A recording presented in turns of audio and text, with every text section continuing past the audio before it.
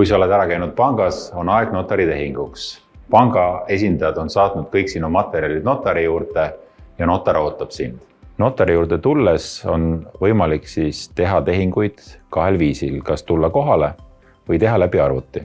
Kui otsustad kaugtõestuse kasuks, siis kohalolek notari juures loomulikult ei ole vajalik, sul on vajalik arvuti, millel on võimalik esitada videot. Kui sa tuled kohale, on vaja kaasa võtta isikut tõendav dokument. Notari juures reeglina sõlmid sa 2 lepingut. Üks on siis ostu-müügileping ja teine on hüpoteegi seadmise leping.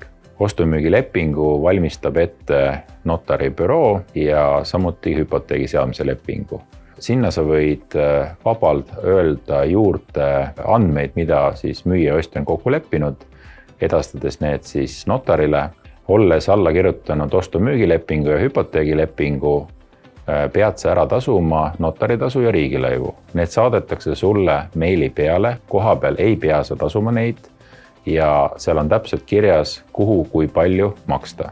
Olles lõpetanud lepingu notari juures, kannab pank kõik vajalikud summad sinu konto kaudu müüja kontole.